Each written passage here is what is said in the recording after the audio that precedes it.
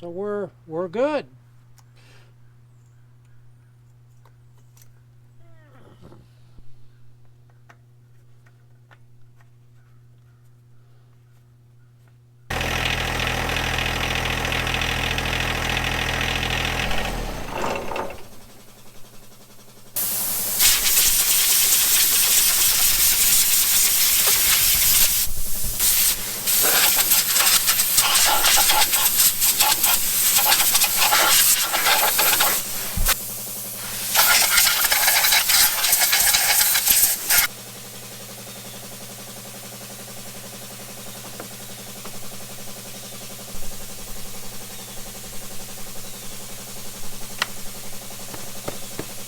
How are y'all doing today? Up until now, you've been watching me do the service on the tractor. It's at 76 hours, and it's got a lot of use with the hydraulic system, the backhoe, and all that. So I've been doing the first service on the tractor. I'm not going to do a full video on doing a first service. There's plenty of people that have done that. I am going to be doing the hydraulics. I'm going to be doing it just a little different than other people. I'm going to be taking the tire off because I don't have liquid ballast and I don't have wheel weights. So really, it's the simplest thing to do. So let's first get this wheel off and get going on this little project back here. So stick around.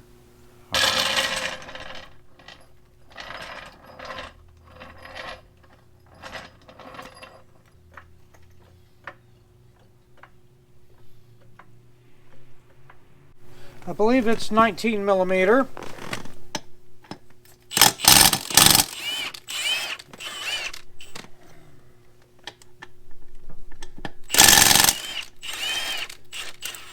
I have the impact set on number 2 for removal.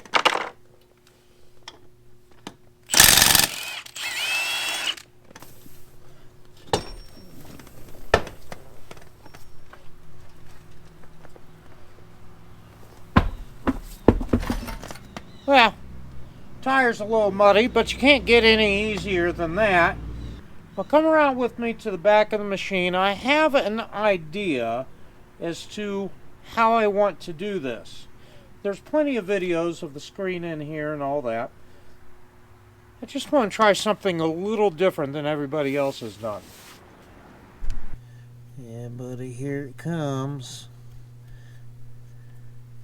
That's what paper towel are for. Alright, so here we are at the back of the machine.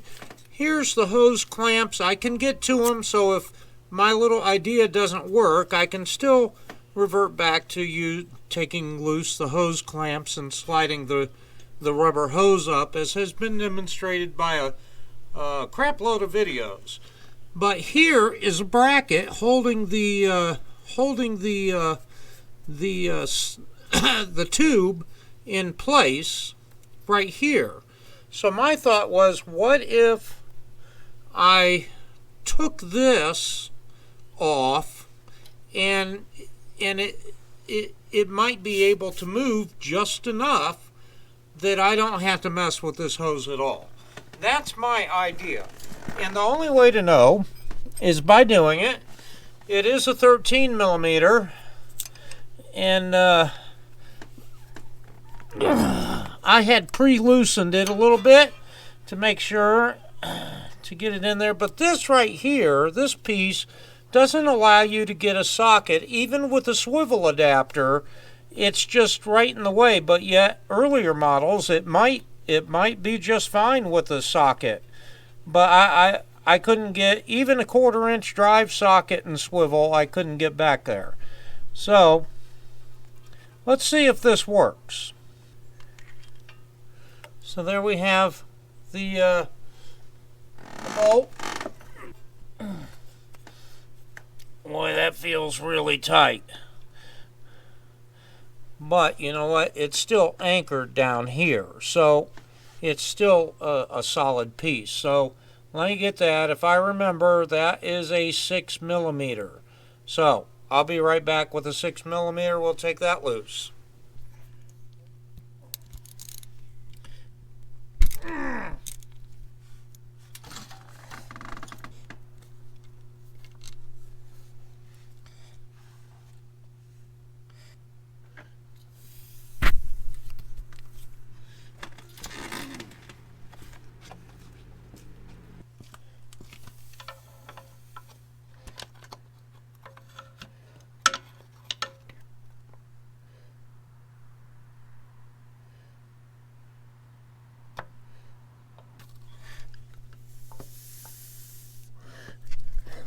My idea's working.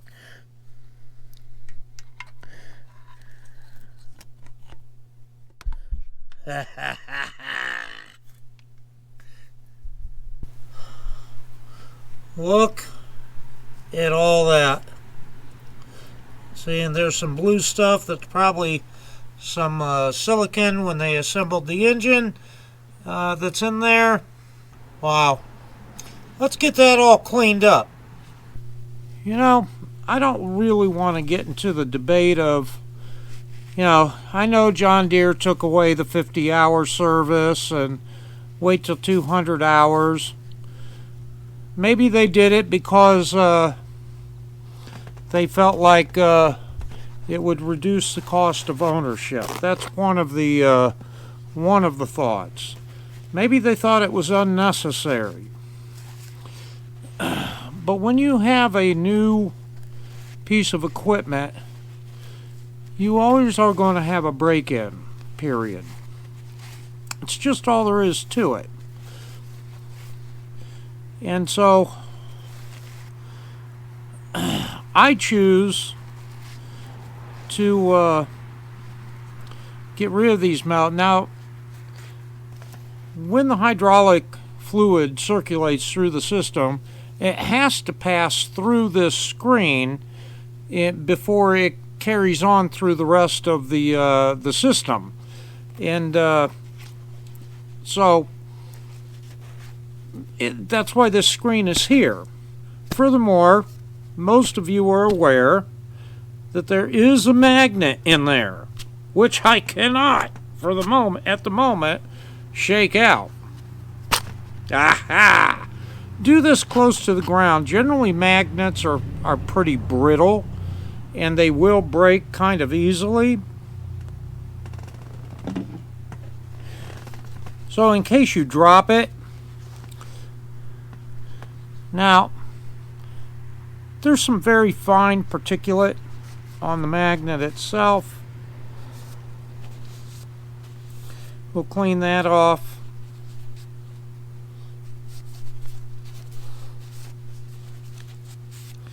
I like my method. Take loose the clamp in the back. I mean, not the clamps, not the little hose clamps, but the retaining bolt, so that this line can move around a little bit. I mean, it's obviously rubber mounted, so that's why I thought it might work. Get another paper towel. Finish cleaning it off.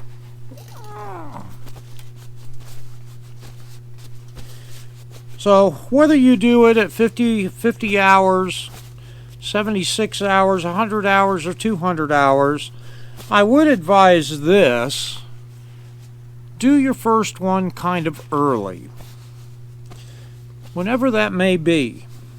I'm getting ready for winter time. I won't have another opportunity to do this until February, March or April at the earliest. So this is something that needs to be tended to. So now we have a really clean magnet, and we have a really clean screen. I wouldn't advise feeling it with your finger like that in case there's a small little metal shaving that's still left on there that you didn't see. I have a piece that went through my finger when I was probably about 19 or 20 years old. It wormed its way down all the way to the bone, and they had to surgically remove it, and from then on I've had a little bump here ever since. So don't rub your bare finger over it. Learn from my experience that that's not a good idea. And let's put it back together. Let's run a magnet through it.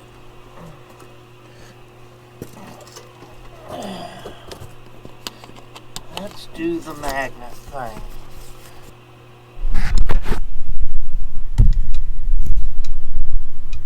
Fellas, look at that. That's my first run. Let's do that again. Alright. I have a pretty good sized magnet, so I don't have one of those little pissy ones that people get. This paper towel is full of metal shavings. Let's do it again. Yeah, let's extend it out a little bit.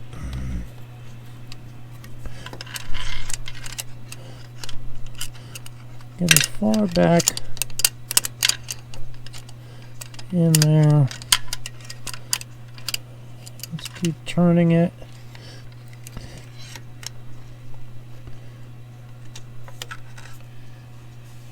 Okay, my magnet has come up pretty clean twice now. So I'm going to put the screen back in. There's a few little shavings on there. Not much to speak of.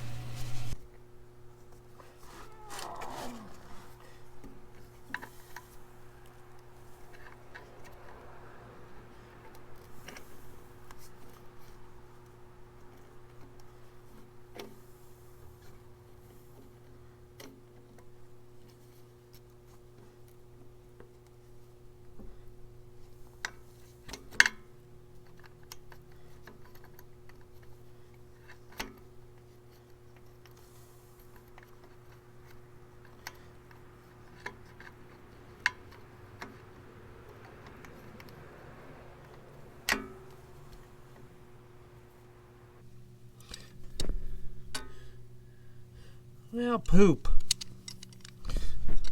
I'm going to have to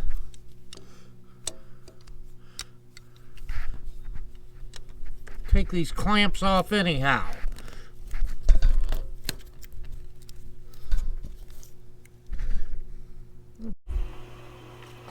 Alright, I turned the camera off, putzed around with the hose.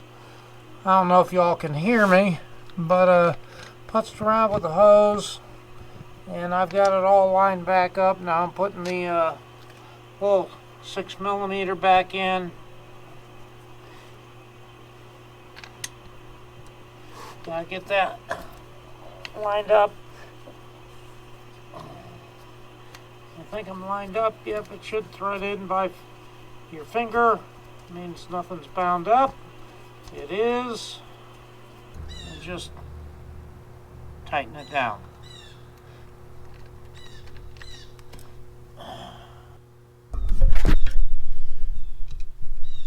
Now all I gotta do is put the clamp back on it.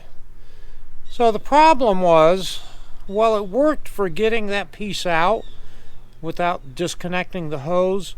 The problem is getting the tube connected back to that piece, that elbow that comes out and connects to the hose. That tube is supposed to go inside of there, and that's what the difficulty was. It forced me to take loose the hose clamps and all that.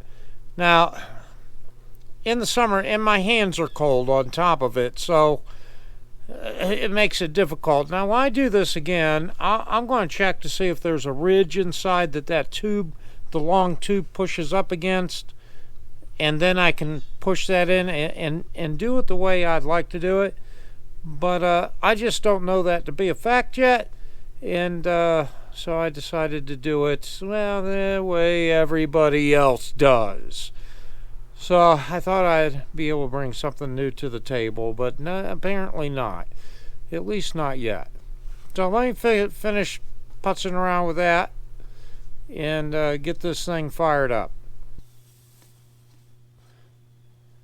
There we go. Now I'm putting my impact on number 1. Then I'll take care of it by hand the rest of the way.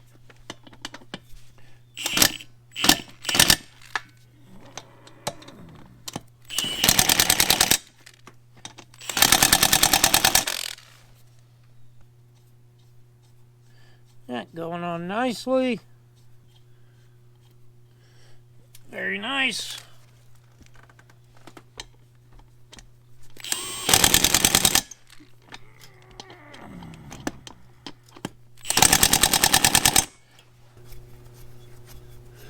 And then we'll snug it up pretty good with the wrench.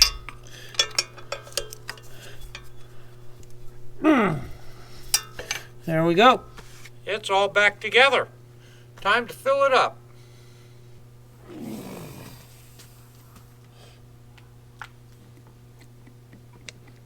See, I didn't miss any that time.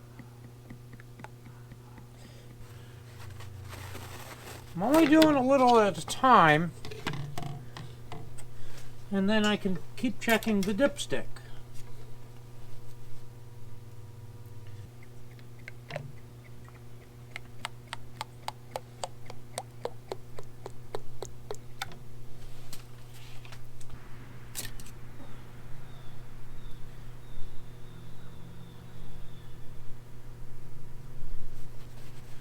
All right.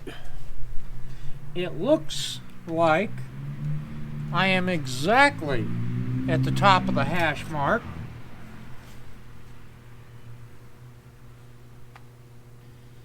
So let's start the tractor. And let's work it through the power steering, or let's work it through the steering. It's hydraulic steering. And let's see what we get.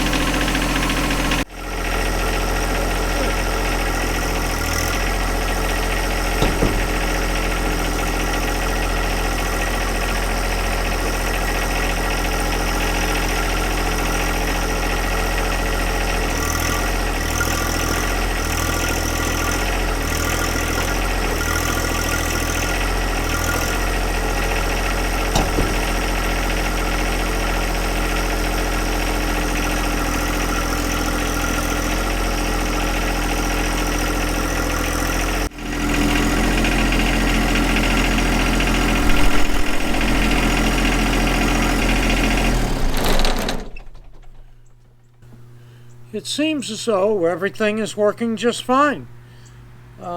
Chutes rotating, snowblowers going up and down, back and forth. The steering loosened up considerably. It's back to normal. And you're supposed to check the hydraulic fluid when it's cold. I'll let it cool off for a little bit, and then I'll check it and make sure. So, until next time.